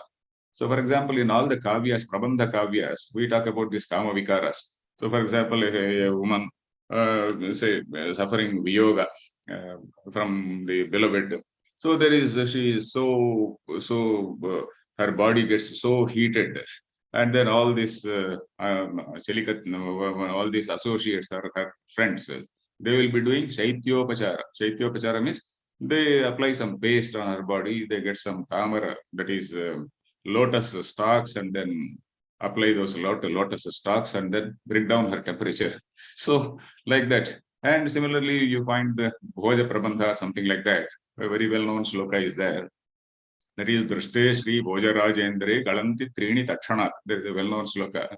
That is, Bhojaraja was said to be such a handsome man and also a very, very famous warrior. Drishte Shri Bhojarajendra. Once if you see, look at Bhojaraja, three things drop down. What is that? Shatros Shastram. The enemy's Shastram falls down from his hand. Kave Kashtam. That is, if a poet is in distress, his distress falls down. Nivi Bandho Mrugi Drusham. That is a young lady looking at him. Her heart skips a beat. We say her heart skips a beat, and then waist becomes thin. And when waist becomes thin, the Nivi Bandha, the tie, the knot of the sari drops down. So this sort of varnana is there. That is, when a woman is excited, the waist becomes thin. So like that, you see description in Prabandha Kavyas, particularly at that time. Probably that is how all our poets, they made the kings live in some sort of illusory world. So you don't know whether it is illusory world, whatever it is. They lived in that unrealistic world and then got beaten, maybe. So anyway, this question was put. Then Shankaracharya was in a fix how to answer. So though he knew the Shastra, because all knowledge, we see that it is not as though he studied that Shastra and whatnot. We saw earlier that all Shastras, they came to him. That is what we saw in the beginning itself. All Shastras, they came to him. That is Spurana, because he was an avatara, that Spurana of all Shastras was very much there. Viditagamopi, Surihi, Rakshayishu, Niyamam, Jagada, Jagati Vratinam. So he Viditagamopi, though he knew that Shastras, he wanted to protect the honor of the honor, or rather Yati Dharma. So he said, okay, will give me some time, I will take some time. And he asked for 1 month's time. So she also agreed. Then immediately, what did Shankaracharya do? Shankara Bhagavadpada immediately surveyed through his yogic powers. So that is what the shloka number 73 says. Urari krute sati tatheti taya akramate sma yogi murgarat gaganam. So yogi murgarat, that is yogi simha. So he immediately surveyed the entire area. And luckily, he saw the body. Just a young king had just then dead, and all his young beautiful wives, so many beautiful wives, they were just crying over the dead body. And then he told his students, I will enter this his body, and I will experience this Kama Shastra. Then Padmapada, we know that Padmapada was his first student. That person, he was a highly devoted student, and he is actually meant Chhatra. In fact, Chhatra is a student, isn't it? Chhatra, how does it come? That is one who protects his guru is a Chhatra. That is somewhat like a Chhatram. Chatram is an umbrella. Like a Chatram, you are protecting your Guru. Gunadosha, the commentators say that Chhatra is somebody who protects the Guru. When the Guru is likely to take any false step, it is the duty of a student also to advise. So he gives a long advice. And Padmapada gives an advice. He tells a story of one sage called Matsyendranatha who did a similar thing, and then who handed over his body to some people and then some students, and then he went and entered the body of a king. And there he forgot himself and then he was enjoying. Thereafter, with great difficulty, his students went and rescued him. So that story he said. But Shankaracharya says, again explains, there are about 12 shlokas. Shloka number 90, about 12 shlokas by Shankara Bhagavadpada saying how a jnani is somebody who has gone beyond Dehatma Bhava. The jnani may be doing various karmas, but then all that jnani karma becomes akarma. Of course, there is a point here, but there is a debate about how far all this is appropriate. Auchityam, we say in Sanskrit, there is what is a word called auchityam. What is the propriety? What is the propriety of this particular episode in this kavya? Is it proper for Saraswati to ask about Kamashastra to Shankaracharya? That debate, of course, it's a never-ending debate. If we can understand as Sahrudayas, you see, I tend to behave like a Sahrudaya, but let us accept it. Okay, we understand it from the point of view of the writer. The writer probably he has introduced it thinking that a person who becomes a sannyasi, a person who gives out his talks to people, he should also have he should have a comprehensive knowledge of human behavior. So it is proper that if he also has some knowledge of that, he can be a good teacher. He will not be a very unrealistic teacher. So you see, Dharma Shastra also has to take into account human nature. Otherwise, Dharma Shastra, if it is against human nature, nobody will follow Dharma Shastra. So similarly, what a teacher says should also be practicable. So probably from that point of view also, though Shankaracharya as an avatara, all the Shastras, they were known to him, but probably this was the idea of the writer, that probably some knowledge has to be there. I'm not very sure. Anyway, Shankaracharya says the jnani is somebody who has gone beyond all these things. I know this, what is called Vajroli Yoga. Vajroli Yoga Pratibhusa Eva. So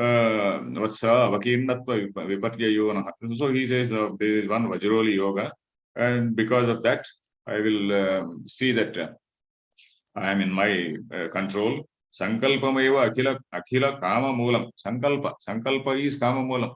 That is, suppose I like a particular thing and then do it. That is sankalpa. Samyak kalpanam is sankalpanam, isn't it? That is, oh, I am enjoying this. Whether it is a woman or whether it is something else, I am enjoying. So that is sankalpa. When that sankalpa is not there, there is no such sankalpa prabhavan kaman, says Krishna. So this sankalpa is the moolam for kam. So when that sankalpa is not there, whatever actions you do, it doesn't give any phalam. So he continues to say like that, Tadayam karotu hayamedha shatani amitani vipraharananyathava.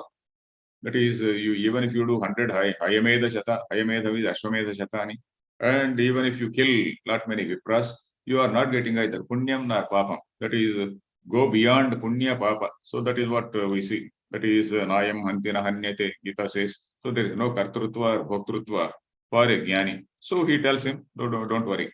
So he finds a cave, Shankaracharya finds a cave on a hilltop, and then he keeps the body there and asks the students to protect it and gets into the body. Now we come to the 10th Sarga. 10th Sarga we'll see for some more time. So Shankara Bhagavadpada enters the king's body, and once he enters the king's body, naturally all the wives they are elated, and all the ministers, luckily they were also not bad people, they also get elated. And he administered for that 1 month, brief period of 1 month, he showed his skills in administration, and he was so judicious and he was so good in administration that all the people liked him. And meanwhile, he was also doing very good administration, also having the company of these women. Now in this sarga, there is a lot of Shrungara Rasa. I am skipping all that Shrungara Rasa, which is predominant in this sarga. There are certain descriptions which is not necessary. Atharaja Sudha Shlesha Druchyam Sugandhi, all this Athara Sudha, all these things I am skipping. Then there is also one line, one shloka number 18, which says, Vatsyayana prodita sutrajatam tadiya bhashyam cha nirikshya samyak. Then what is said here is, he also studied Vatsyayana Sutram and also the commentary on Bhashyam on Vatsyayana Sutram. Vatsyayana Sutram, there are some Kalyana Valla commentary and some commentaries are also there. So at that time, we do not know what were there. So Swayam Yadhatta Abhinavartha Garbham Nibandhamekam Rupaveshadhari. So that Rupaveshadhari, one who was having that, one who was in the Vesham of that Rupa, of the king. So he also composed one Kavyam. Of course, the name of that Kavyam is not given in the text, but we know that he is said to have written a Kavyam called Amarukam. Amarukam is Sungara Kavyam. Then after some time, that 1 month period is over. And in fact, 5-6 days are also over. Punarapi Panchashascha Ghasraha. Panchashascha means 5-6 days, something like that. Even that is over. And now the Padmapada gets worried. What is happening? What is happening? Our Guru has not come back. So then they all go and then they have to go and then somehow alert the king. Meanwhile, the ministers, they were all very happy with the king. So they sent around all these soldiers and people like that, all the then policemen, let us say, or somebody. They sent, dispatched somebody, some great person has entered our king's body. Let him not go away. Let him be here only. You just try to locate all abandoned bodies, abandoned or guarded. Usually such may not be abandoned. Somebody may be guarding, somebody else may be guarding. So you go and destroy all such bodies. So the ministers, they had sent messengers. And Padmapada and others, they rushed to the king. So they knew that this thing was going on and some dead bodies were being burnt by the king's soldiers. So these people, they rushed to the king's palace. So they went in the guise of singers because they knew that Tesha Jnatva Gana Vilolam Taruni Sakkam Dharani Palam. So Dharani Pala was Taruni Sakka. So there is wonderful poetry also in this text. Jnatva Gana Vilolam. This man was Gana Vilola. So fond of music and dance and all these things. So these people, Swikuta Gayaka Vesha, they took the guise of singers. So they dressed themselves beautifully like singers. And they went. And now there is a beautiful song, about 11 shlokas they sang.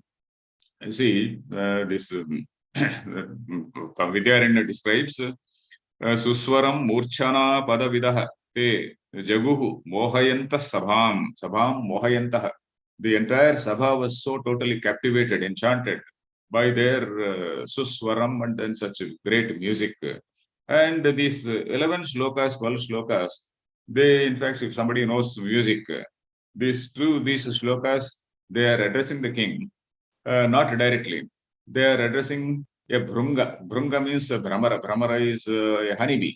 Honeybee, which sucks flowers from various, sucks honey from various flowers. And a person interested in sensual pleasures, a person who is interested in sensual pleasures, particularly in women, etc., women, he is called a Brunga or a Brahmara. That is touching this flower, touching that flower, etc. So like that, he is addressing, these people are addressing a Brunga. Brunga here, Padmapada is not directly saying that you are attached to women, etc. But he is saying that this Brunga is a special type of Brunga which was there on some mountain, which was collecting nectar from very great sources. That is, the commentator writes here, Shruti Sutradi Lakshana Kusuma Makarandaswadana Shila. That is what he says. Shruti Sutradi Lakshana Kusuma. What are all these flowers? Not the women. This here, flowers are not women. Here, flowers are Shruti Sutra. That is Vedanta Sutras. They are the flowers. And you are drawing nectar from that. And you are also giving that nectar to us. So, Kusuma Makaranda Aswadana Shila. That is what the Dindima Vyakhyakāra writes. So, Padmapada and others, they do sing. Brunga Tava Sangati Mapasya Girishunge Tunga Vitapini Sangamajushitvadange. Wonderful poetry. Swanga Chita Sakalushantaranga Sangama Krute Bhanga Mupayanti Brunga.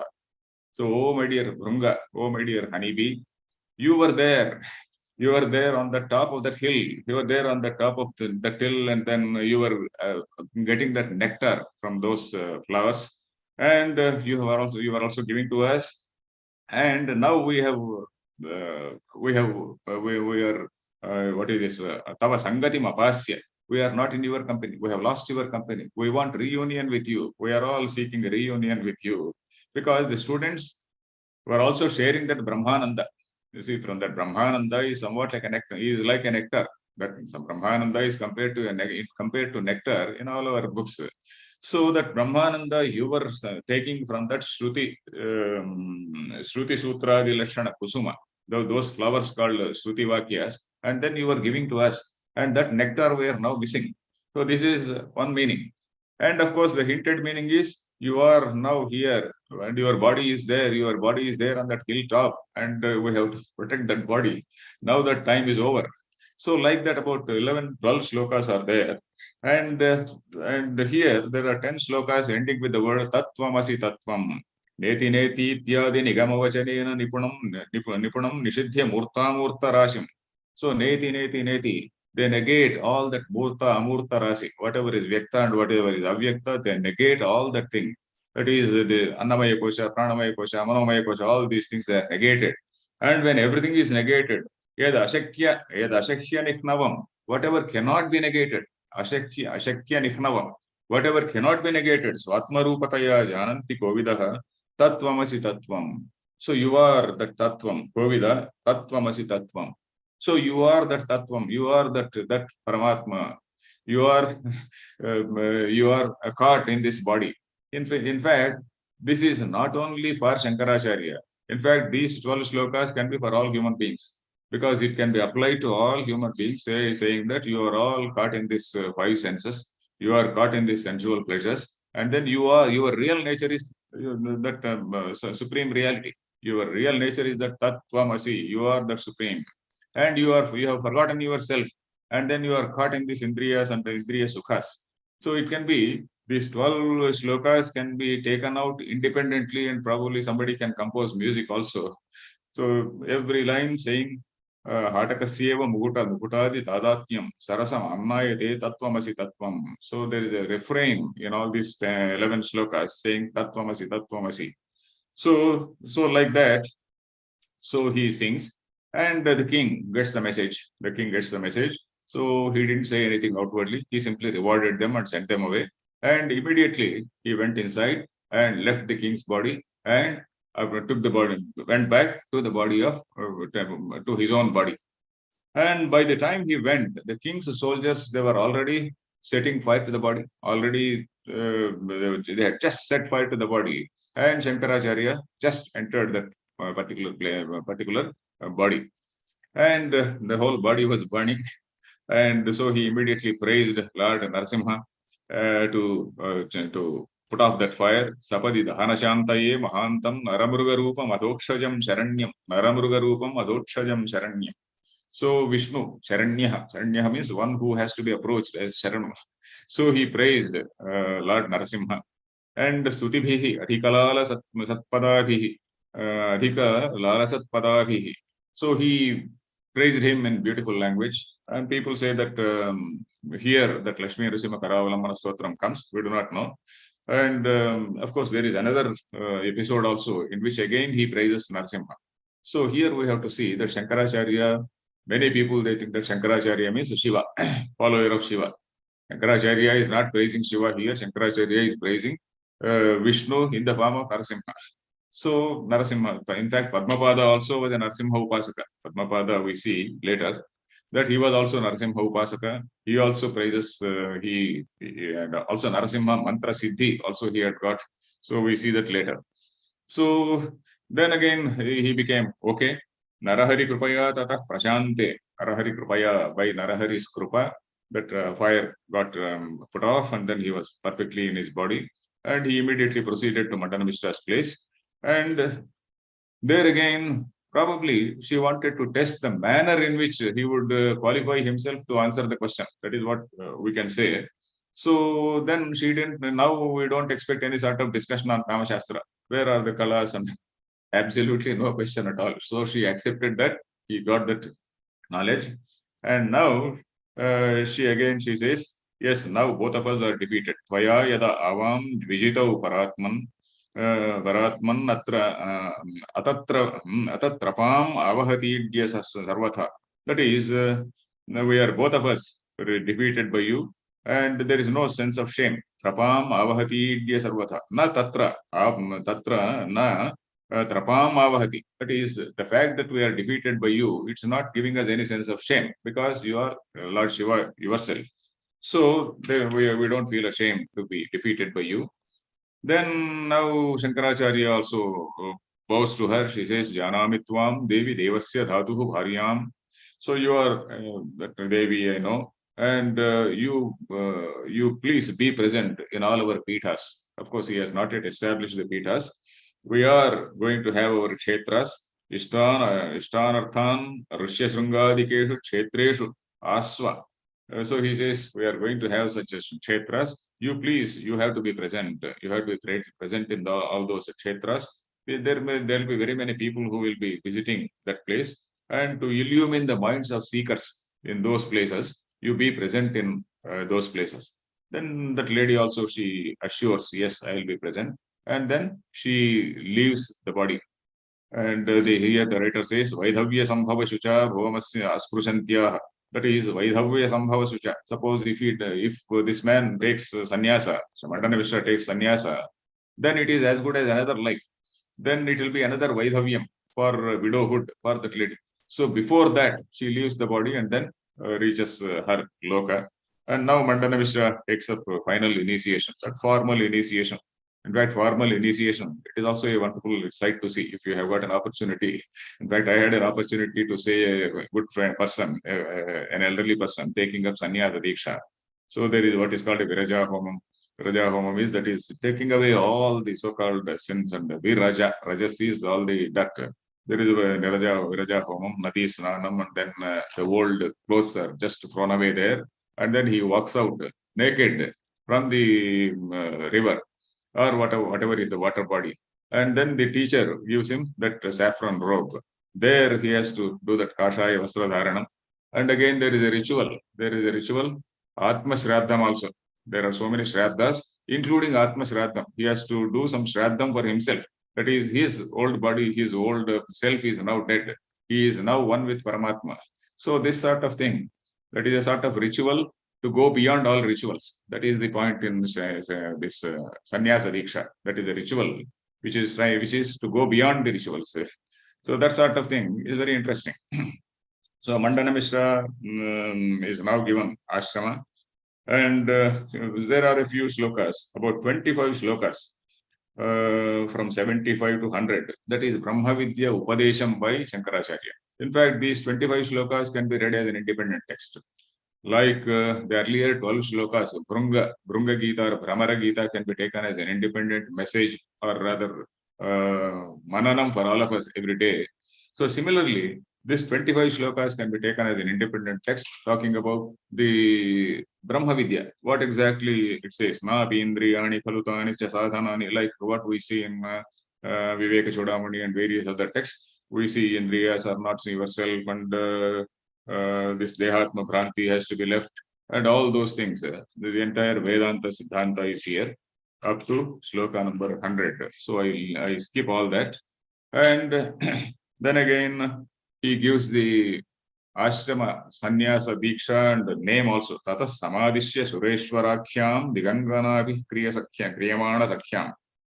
Samadishya Sureshwarakhyam. That is Sureshwara, that name has been given to Mandana Mishra, and that name is going to become famous in all directions. The Gangana Kriyamana Sakya means that name was going to be very famous till the end of the Gangana. So in all directions, his name would be famous. So like that. Then thereafter, Shankaracharya, he proceeds to Sri Shailam. Maharashtra Mukhe Deshe Gandhan Pracharayan Pragnatamaha. So he moved in Maharashtra Desha, and he taught there. And then after that, he went to Sri Shailam, and he discussed with so many people. And some people, they accept there, Sri Shailam, etc. This Pashupatam was there. Pashupata Vaishnava, Veerashaiva, Maheshwarascha Vijitahi, Sureshwaradhyaihi. So he debated with some people, and Sureshwara and others, they debated with some people. So like that, some people accepted honestly and followed him. And some people, they didn't accept him honestly. They waited for a chance to eliminate him. So Anyetu Manyu Vashametya, Jaganya Chittaha means petty-minded people. Manyu Vashametya, they had that anger in their minds. Ninyuhu Shanam, Nidhanamasya Nirikshamana. They were just waiting for the time where can I get an opportunity to kill this man. So some people waited to kill him. This is something which we see here, very honestly written by um, this writer. So the Shankaracharya had a very short life. So this is one hint which we get here. That is, many people wanted to kill him also. And all this, now there is one sloka which says, all other schools which are sectarian in nature, Vani, Kanabhuji, Chanaiva Ganita, Lina Kvachit Kapili, Vaisheshika Sutram got hidden somewhere, Sankhya Sutram got hidden somewhere else, Shaivam Cha, Ashiva Bhavameti, Shaivam, Veera Shaivam, that is ferocious, that Shailam, that ferocious sect called Veera Shaiva. So that also got subsided. Then again, similarly, Arhata, that is Jaina. Then Daurgam is Shaktam. Then again, Pushnatiko, Vaishnavam. So Shankara is neither a Vaishnava nor a Shaivite, but he is a pure Advaiti. That is Shuddha Advaiti. So extreme forms of Vaishnava, extreme forms of Shaiva, extreme forms of Shakta, all those things, they subsided. So that is how we have this Panchayatana and all these systems. And Buddhism also lost its appeal. Tathagata Katha Gataha. Tad Anuyayi Nayayikam. So like that it is Tathagata is Buddha. So Tathagata Katha Gataha, that is all these Buddhist doctrines, they disappeared. So like that, this 10th Adhyaya, 10th Sarga comes to an end. We are now 8:40. Then a very small episode in 11th Sarga I will tell, and then we'll stop here. That is, there is an attempt to kill Shankara Bhagavadpada by one Bhairava Upasaka, that is Ugra Kapalika. That is the point, one important point in Ekadash Sarga. So there is one Kapalika. This Kapalika, earlier also we see, Kapala means human skull. Kapali, in fact, Lord Shiva also is called Kapali.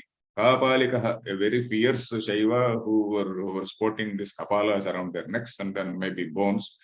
And those people, their passion was to kill a learned Brahmin. If you kill a learned Brahmin, you will get heaven or Shivaloka. So we see Kapalika who comes in the guise of a sadhu. And the very first sloka says, Tatra ekada achadita naija dosha, Paulastyavat kalpita sadhuvesha, Paulastyavat, like Ravana, he had come in a sadhuvesha.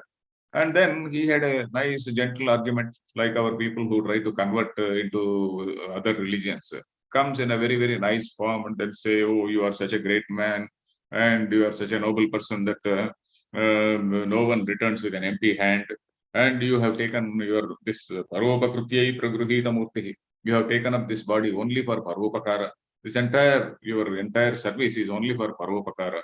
Then, if you offer your head, Shirah Pradhanena, Pradhane Advaita Kirti Laha, if you offer your head, you know that life is very, very ephemeral. After all, this life is not enough. You have done what all you have to be done. You should have done. And you have attained a lot of kirti. Then Shirah Pradhane Advaita Kirti. And if you give away your head, if you offer your head to me, then you will attain a lot of fame. And I will also attain that siddhi. I want to attain some siddhi. Alochya dehasya cha nashwaratvam. You know that deha is nashwara, very ephemeral. So you yad rochate, the sattama tat kurutvam. You do whatever you like, yad rochate, whatever you feel like doing, you do. Then Shankaracharya also, and your body is only for Parvopakara. So he praises him like that. And he also tells the examples of some Jimuta Vahana, etc. So he tells such stories. And Shankara Bhagavadpada agrees to give his head. Naiva Bhyasuyami Vachastvariyam Pritya Prayachami Shirosmariyam. Pritya, very lovingly, I will give my head to you. But then let us go to some isolated place. I will go to an isolated place and I will sit in that posture Siddhasana. I will Siddhasane Sheshita Bodha Matram. Oh, Siddhasana. I will sit in that Siddhasana. It will be very convenient for you to behead me. If my students come to know, probably they will not allow you. But so let us go to an isolated place. So they go to an isolated place. So then you have to come there and then take my head. Then we see everywhere that Padmapada is a very, very alert student. And he also has some intuition. So he also has got Nrsimha Mantra Siddhi. That is what we see here. Smaranna Thaisha Smaradartihari Prahlada Vashyam Paramam Mahastat Sa Mantra Siddho Ruparer Nasimho Bhutva Dadarsha Ugra Duriha Cheshtam. So he immediately he saw, and then that fellow Kapalika was about to take off the head, and immediately he jumped. Padmapada jumped on him in the form of Nrsimha, and with his sharp nails. We have to assume that so he got extraordinary powers at that time, and he tore that Kapala with his nails. Javad Abhidrutya. Javad, very fast. Abhidrutya, he ran ahead. Shitaswarugraihi Daityeshwarasyeva Puranakagraihi Shipat Trishulasya Chetasya Vaksho Dadara Vikshipta Surari Vaksha. That man was about to take off the head of Shankaracharya with the Trishula. Now, before that, he fell on him and then tore his Vaksha means chest. Dadar, he tore his chest with his nails. So like that Kapalika was killed. So this is something which, this is because of the alertness of this student. And now he also tells how he was, he attained that Siddhi and attained that Siddhi. He performed that Prasimha. He says, yeah, he did Upasana of Nrsimha and then got that Siddhi. And still that ferocious form of Padmapada was there. And Shankara Bhagavadpada, he opened his eyes. That Kapalika was dead. But then he saw this Ugra Narasimha. And then he praised that Ugra Narasimha. There are a few shlokas by Shankaracharya. Probably this could also be that Narasimha, Stotram by Lakshmi Nrsimha Mamadehi Karavalambam. That Stotram, probably this could also be that. So here also there are a few shlokas in praise of Lord Nrsimha. That is shloka number 60 to 73, about 14 verses. 14 verses praising Lord Nrsimha. Then I think we'll stop here. Yeah, we have come to the end of 11th chapter. 11th chapter is a fairly small chapter. So Charitrimetat Prayatas Trisandhyam Bhaktya Patedya Shrunuyad Avandhyam. There is a Palashruti also here. This particular episode, Trisandhyam, 3 times a day, Bhaktya Patedya Shrunuyad Avandhyam, a person who reads or a person who listens. Tirtva Apamrutyam Pratipadya Bhaktim Sabhukta Bhogas Samupaiti Muktim. So he will attain Mukti. Tirtva Apamrutyam. All that Apamrutya will go away. This particular episode about Ugra Kapalika. So the entire Sarga is about Ugra Kapalika. So if we read it with Shraddha and Bhakti, then a person who he will Bhukta Bhoga Samupaiti Mukti. He enjoys all Bhogas, and at the end he will also attain Mukti. There are both Bhoga and also Mukti. So I think we will stop here. We will continue from 12th Sarga in the next session. Thank you. Thank you so much, Dr. Rao, for that wonderful session. There were so many things, the Bringa Gita and the Shringara Rasa that this text has, and the Upadesha mantras that are there. And the text itself has, interestingly, a Phalashruti, that if we read this text, there are so many things that we can benefit and enjoy, benefit from. It's wonderful. The arguments were also very interesting, actually. And the way you pointed out how Ubhaya Bharati in the end asked both of them to take Bhiksha, very, very subtly it tells who the winner is. So, wonderful. Thank you. Let me see if there are any questions. I just wanted one question. There are a lot of prayers to Narasimha. Is there any background to it? Is it because he is seen as the god for any under great duress? Is there a particular reason why these stotras are mentioned by Shankara? Upasana is something which is accepted in our tradition, particularly if we see Chandogya Upanishad, you know that there are so many upasanas mentioned there. And Vishnu Upasana in the form of Narasimha, probably it was very, very predominant, particularly in South, if we see, particularly in Andhra area and almost South. We see so many hills on which Narasimha temples are there. So probably that Narasimha tradition was very famous here.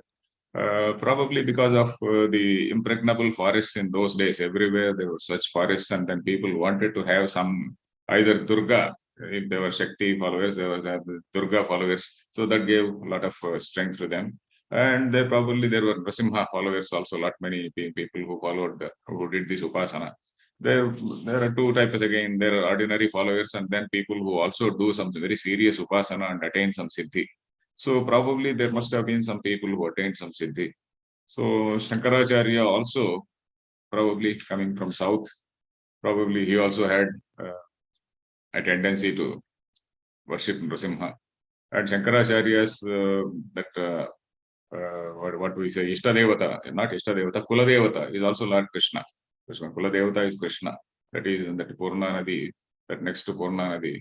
That is the Krishna temple also is there, close to his house. So it's like that. The reason why Narasimha features so many times. Yeah, probably. Yeah, Ishtadevata, you see, that is the freedom which we have in our Hinduism. Yes. So one can have any Ishtadevata, one can do any Upasana. So, and the phalam is same. Okay. The phalam is same. You do Narasimha Upasana, you do some other Upasana, you do Anjaneya Upasana, phalam is one and the same. That is what we see in the Brahma Sutra also. Vikalpo, Vijesha, Phalatvat, some such sutra is there. There's one question. Vishishta Phalatvat, Vikalpo, Vishishta Phalatvat, yeah. There's one question, I mean, it's up to you if you want to take it because it's not really connected to this topic. Mahesh ji has a question that when all is Brahman, how come Maya arose and consequently the gunas? I mean, that's the only question. Oh, that is a very great, big question, which has to be, in fact, I suggest you kindly listen to talks by, for example, Sarva Priyananda. You can go to YouTube and then Sarva Priyananda on Maya. There is one Swamiji of this Ramakrishna tradition. He is in New York. This Swamiji is in New York somewhere. So he has given some talks on what is Maya, and one can listen to that. So he is a person who is also thoroughly grounded in Vedanta and also speaks well in English. So yeah. Yes, I think, as I said, it's a completely different and a much lengthier topic. Thank you so much, Dr. Rao, and we are looking forward to seeing you next week with more interesting incidents and teaching. Really, this is not just a biography. This is actually teachings of Shankara that are there in this. Yeah, it is my good fortune also that our Nitin Sridhar, he asked me to teach this thing. So I would have loved if I had more time. But in 4 sessions, I'm trying to complete. Thanks a lot. It's very clear. The clarity is very, very interestingly. You're narrating the stories as well as the tattva. So we are really blessed to have you with us. And thank you so much. We have more sessions coming up, viewers, in the evening. I'd like to make an announcement.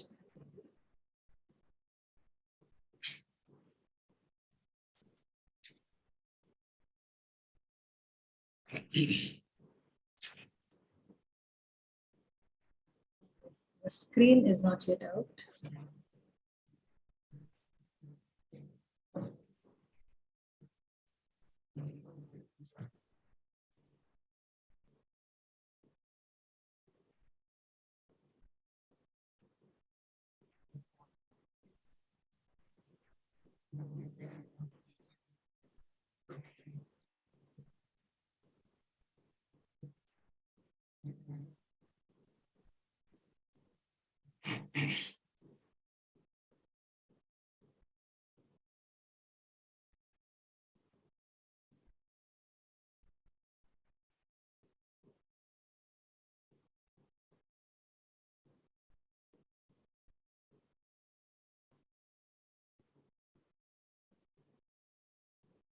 Okay, we'll